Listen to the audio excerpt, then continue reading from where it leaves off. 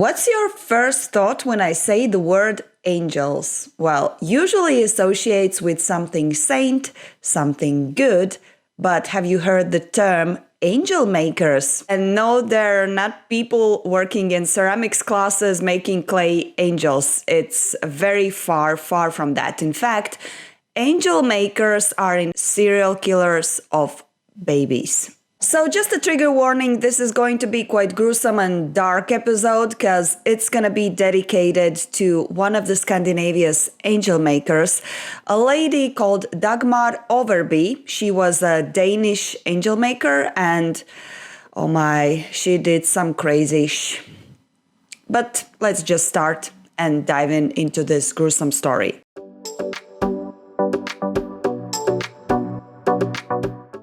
An angel maker was a woman who took in unwanted babies, often illegitimate infants, in foster care for money. Sometimes it was one-time payments, sometimes they received periodic payments.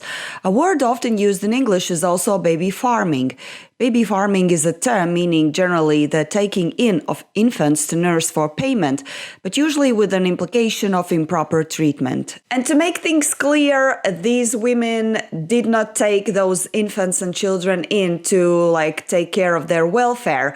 All they cared was money. So I think you already understand where is this story going. The angel makers certainly made money from impoverished and poor women who just became mothers. So they took in the infants, promising that they will take care of them and also make their lives better than if they would stay with their mothers who didn't have enough money or were just in a very inconvenient situation. And the story will take place at the beginning of the 20th century when giving birth to children outside the wedding lock was considered something really despicable. And in order to avoid big scandals, the women who got pregnant outside wedding lock, they usually were giving birth in secrecy and afterwards giving their children away to the foster families or orphanages, together with a certain amount of money. And they were promised that their children will be taken care of, and no questions asked, of course, they gave away the children.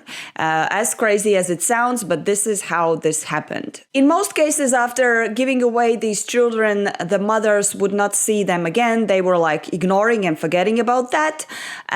But sometimes they did come and visit just to check out how their kids are doing. But this happened quite rarely. Now that we have had a little insight into angel makers, we have to now start to talk about the main character of today's episode, namely Dagmar Overbye.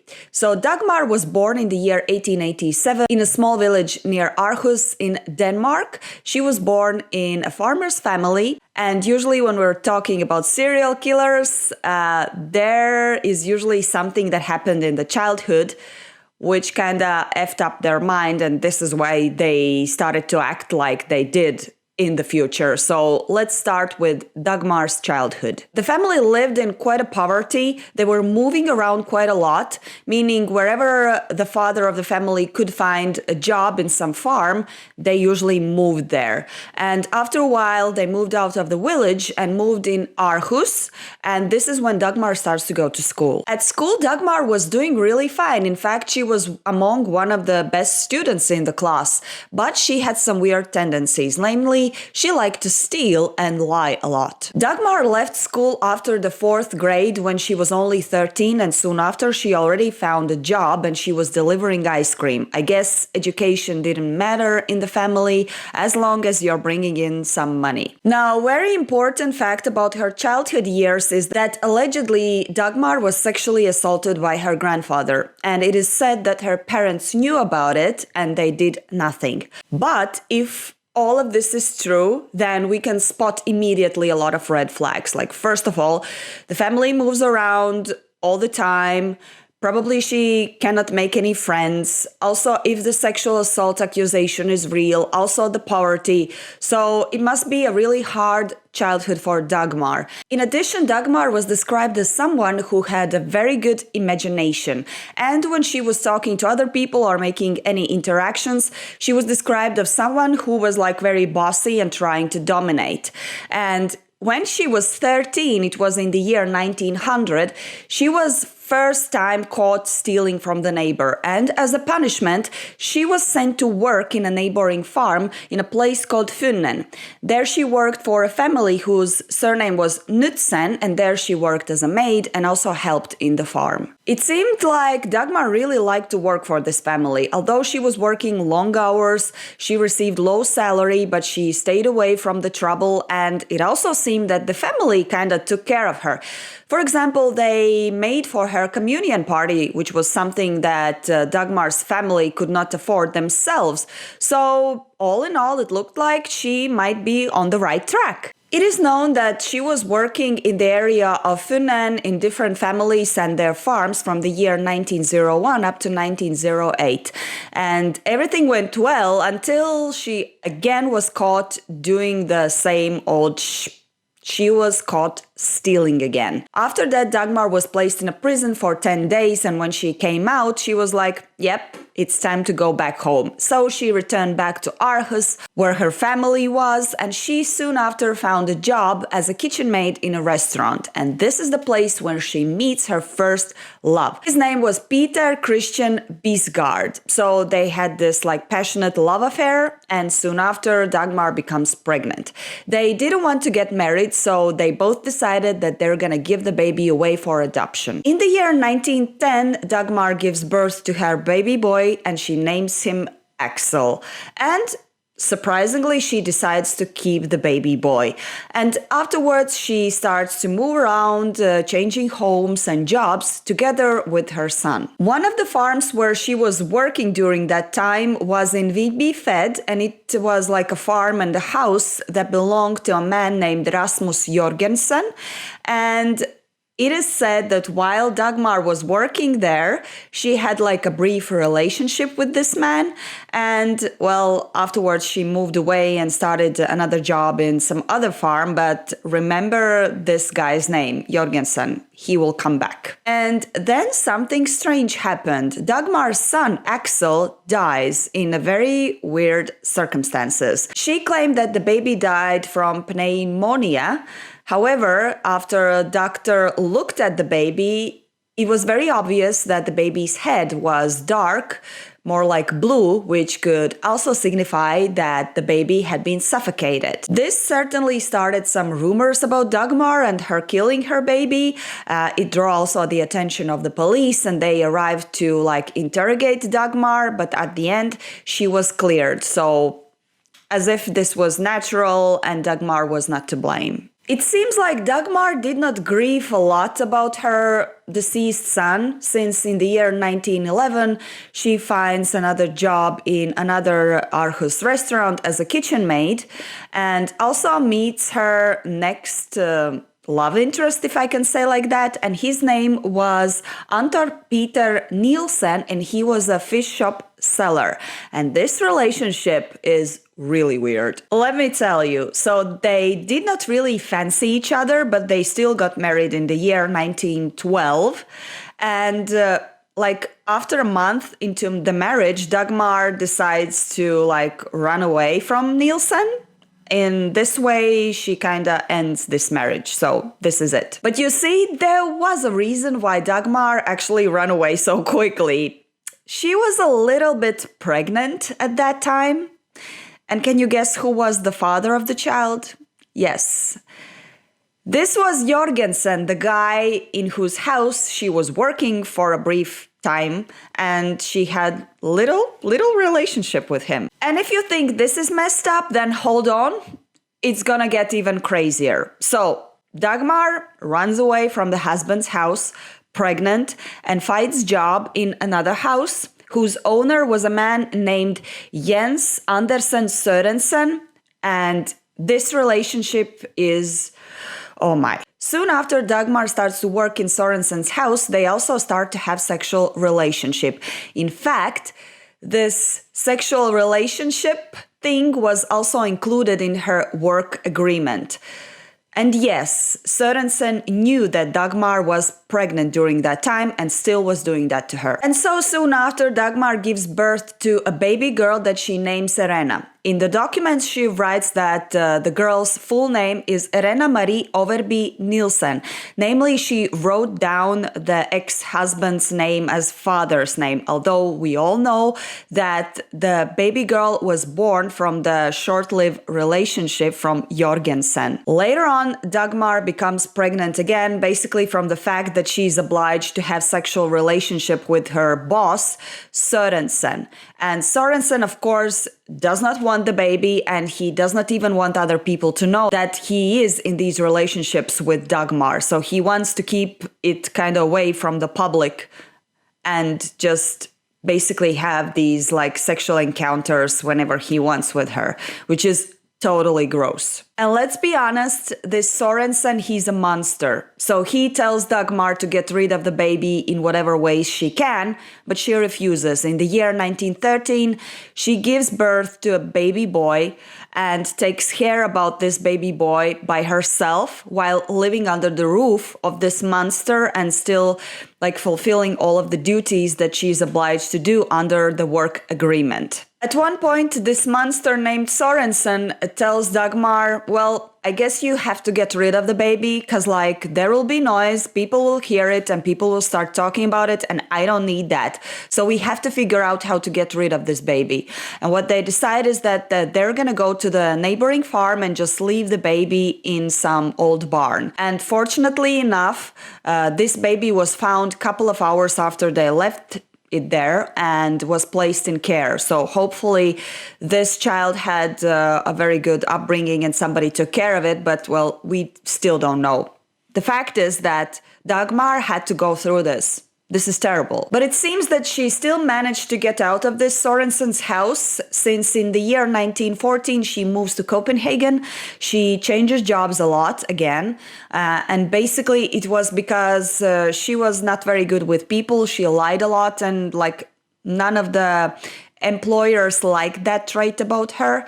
And then during that time, she also meets a Danish soldier with whom she again has some kind of relationship. Now, life in Copenhagen seems to go quite well for Dagmar, since in the year 1915, she manages to open her own business. She opens a candy and ice cream shop, and the deliveries to this shop were made by a 25-year-old man named Sven Karl Svensson. And soon after, they start to have relationship. It seems like Dagmar cannot simply live without a man in her life. The relationship seems to move very quickly, because Svensson soon after moves in with Dagmar and her daughter Erin. Remember, she was on paper Nielsen's daughter. But in the year 1916, things start to go down again. Because the business was not going so well, Dagmar was forced to close her business. And unfortunately, it was the same time when her new love interest and the person she was living with now also lost the job as a delivery man. Now, as I said, everything started to become very complicated financially, so they had to move out and rent an apartment. In fact, they lived in a small apartment that they were sharing with another family, so they didn't have enough money for anything. But it seems like Dagmar really loved this Svensson guy, since she said that she wants a child from him, she wants a family. But Svensson didn't really want babies, so he was like, no, I don't want like son or a daughter. And to this, Dagmar offered another option. She offered to take in a baby, to foster or adopt a child. And I think with this proposition, Dagmar already was doing some calculations in the mind, since if you think about it, it was very beneficial for the new family. Namely, if you take in a foster child, Dagmar will have the child that she wanted so much, and also they will have some like income from this, because as I told you at the beginning, when you take in a child for like fostering, you also receive some kind of payment. So this could also help them to get out of the financial difficulties. And so this leads the story to a complete hell, believe me. So, in the year 1916, Dagmar places an ad in the local newspaper where she says that she and her husband were looking to adopt a child for a one-off payment or father's contribution. The ad was answered by a young woman. Her name was Rasmina Kristina Jensen, and she wanted to give away for foster care her 3-week-old baby boy, Harry. So she was recently divorced. She already had another child, so this was really complicated situation for her. So she gave away to Dagmar Harry for a monthly payment of 12 Danish krones. Dagmar, according to her own words, had a realization. She understood that she had probably made a big mistake. Besides, her boyfriend Svetsen said that he didn't want any children, and now she's coming home with a little baby boy, and it's gonna be so complicated for the family, and she just got so confused, and what am I doing here? So she decided to get rid of the baby. So Dagmar strangled the little baby boy and just threw it out in the cemetery's restroom. This is simply terrible. And then she went back home with an empty pram, and her boyfriend Svetsen, he pawned this pram for 20 Danish kroner. So they even received additional money for this act of violence. Allegedly, Svensson did not know what Dagmar just did, and he didn't ask any additional questions, although I think he did understand what is happening here. The body of little baby boy Harry was found 3 days later when the cemetery restroom was cleaned. Afterwards, there was an article on the newspaper, but nobody came forward like recognizing the body of the child, so it just stayed like that. Couple of days passed, and guess what Dagmar does again? She places another ad that she's ready to take in a kid for fostering. So a 19-year-old Miss Hansen comes forward and says that she's looking for somebody who would adopt her 1-month-old baby girl that she gave birth to outside wedding lock. Of course, Dagmar is happy to help, and she does it for 300 Danish kroner. After that, she tells again that she got this realization again, she got confused, and she understands that she simply has to get rid of the baby. And she does it. And Dagmar does the same. She strangles the baby, puts around a piece of cloth and hides under the bed. And on the next day, she, together with her daughter Erin, she is now an accomplice, they both throw the body in a sewage. So the landlord of the apartment that they were renting and also the neighbors got really suspicious about how did Svensson and Dagmar became so rich at one point, like they were not working at all. And Dagmar comes up with a lie telling that she had a rich uncle and this uncle died, and so they inherited this money. And everyone just simply believed that. In the May 1916, Dagmar places an ad again, and she's reached out by a 19-year-old woman, Miss Larsen. She had an unwanted child, a baby boy Paul, whom she had with her colleague. And when Dagmar goes to Miss Larsen's home, she receives baby boy Paul, and she also receives 200 Danish kroner. And also, she's promised to receive 30 Danish kroner monthly for the following 10 months. And you, of course, can guess what happened to little baby boy Paul. She got rid of him. The only difference is that we did not really know how did she did it, because she claims that she doesn't really remember how did she get rid of this little body, which is terrible. But still, even though baby Paul was dead, she received monthly 30 Danish kroner for him. It's like, Dagmar, she's a monster. It seems that the neighbors and the landlords were asking too many questions, so they move out of the rented apartment and move into a new one. And Dagmar again places that. And she's reached out by Miss Christensen, who wanted somebody to adopt her child. She comes to Dagmar's house by herself, gives her child, and says that later on father is coming and giving Dagmar 200 Danish crowns for the child. But surprisingly enough, Dagmar did not get rid of this baby boy. She actually kept this kid, and she used this child for her tricks. Let me explain. So when she received this baby boy, she puts the baby boy in a pram and goes for a walk in the area where this lady who gave her daughter and that she threw out in the sewage, remember Mrs. Hansen, where this lady works. And so she goes with the pram with the freshly received baby boy in the pram and shows it to Miss Hansen as, see, this is your daughter. She's doing well. I'm taking care of her. It's like I'm speechless. Dagmar's dirty business was blooming. She was taking in children, getting rid of them. She also had to move from one apartment to another one because it seems like she did not manage very well the part of getting rid of these bodies. For example, in some cases, she drowned the child and then just wrapped it in a cloth and kept it on a shelf until she decides what to do with it. Sometimes she hid the bodies in the floor, under the floorboards, and apparently, the body starts to decay and it smells and people start to complain. This draws attention. So they were moving around quite a lot. And at one point, she also gets rid of this baby boy that she was using. Remember in the story that she showed one of the mothers as her daughter, So Svetsen gets into serious argument with Dagmar. They separate. She moves out, takes her daughter Erin, and decides that it's time to move on and end up relationship with Svetsen. And then Dagmar does a very interesting thing. She reaches out to her ex-husband Nielsen, remember the one that she had 1 month married life with, and then she ran away because she was already pregnant.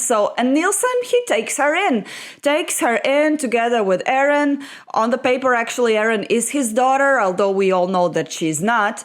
And well, this could be an opportunity to start better life together with the husband, but no. Nielsen starts to drink, he becomes violent. Dagmar refuses to have sexual relationship with him, so still she does not feel attracted to him. Everything just goes to hell, and all the neighbors are complaining that they're walking around, stealing, being violent, loud, so this does not really work. Erin, the daughter, was afterwards placed in a children's home because Dagmar's family did not want to take her in. Later, Dagmar also lost her parental authority. It was given to the Guardianship Council of Copenhagen. Dagmar was placed in women's correctional facility for 15 months. Also, her husband Nielsen was placed in a prison because basically they were really loud, they were violent, and somebody just called police on them. And after she came out of the prison, she started to do her usual things again. All the evil sooner or later is punished, and this is the moment when Dagmar's evil deeds start to come out, and all of this thanks to this one event. So she places again the ad saying that she's gonna take in and foster the kids or adopt them, and she's reached by this woman named Caroline who wants to give away her daughter. So she comes to Dagmar's place, gives the daughter and also 300 Danish krones as payment. But the thing is that after she does that, she changes her mind and she suddenly wants her daughter back. So she returns back to Dagmar's house and she says, I have changed my mind, I want my daughter back. To this, Dagmar cannot explain why the daughter is not there, and she cannot give a reasonable reply to why the daughter is not there.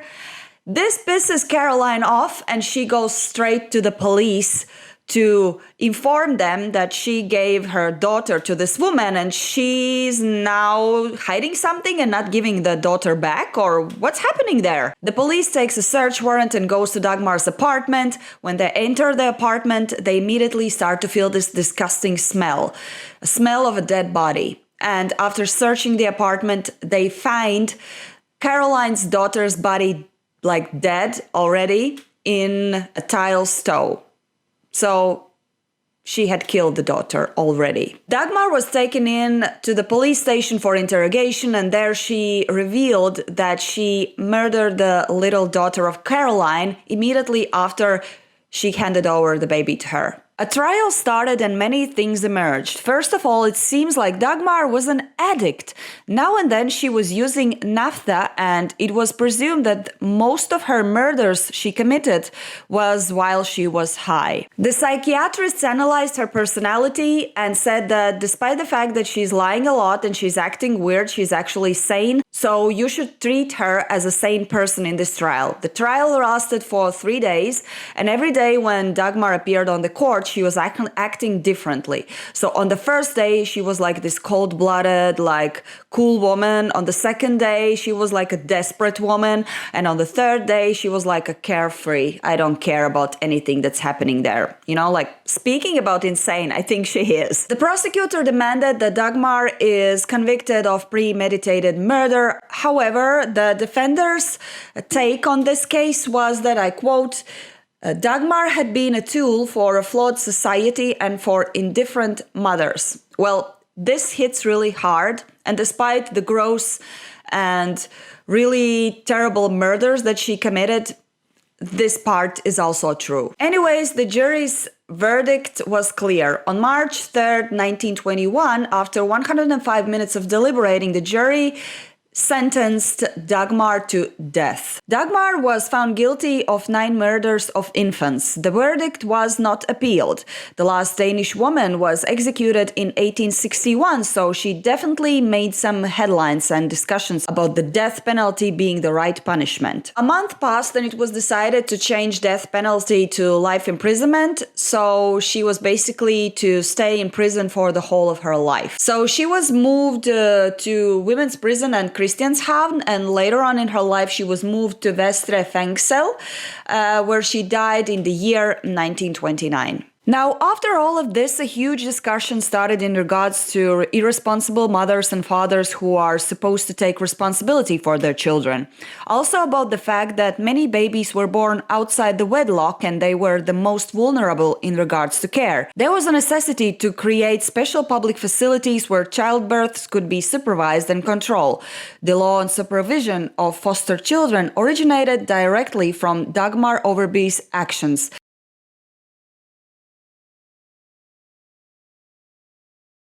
And this is where I'm gonna put the full stop. This story, it really hits you really, really hard. And there's a lot of things to consider and think about. It was not easy to do the research, that's for sure. I am not justifying anything that Dagmar did, although I'm thinking that it's also the result of the fact that the part of the society, like from where Dagmar was coming, like poverty, like all of the other circumstances that she was like thrown into, it also contributed a lot to her like mental stability and stuff. I will never justify her actions. It's good that she was punished, that she stayed into prison like for whole of her life, and I wouldn't even mind of her to have a death penalty. But yeah, there's a lot of things to think, and thank God at the end, at one point she was caught and she ended this, although I would be happy that this would not have happened at all. Now, let me know your thoughts about this woman, about this case, about death angels in general. Like, that's a part of history. This really happened, and Dagmar was not the only woman who was doing that. So it would be interesting to read your comments. That being said, I hope you still have a lovely day, that you are ready for the approaching Christmas, because like I'm a Christmas obsessed person. I cannot wait to put out the Christmas tree. I cannot. I'm like holding myself like this. No, it's too early. It's too early. Although when you go to the supermarkets, you already see that the decorations are out and the songs are playing. It was like Christmas. Anyways, sending you lots of love, and I hope you're gonna subscribe to my channel if you haven't done that yet. I hope you're gonna recommend my videos to any of your friends who would be interested in watching my videos. And yeah, see you next time.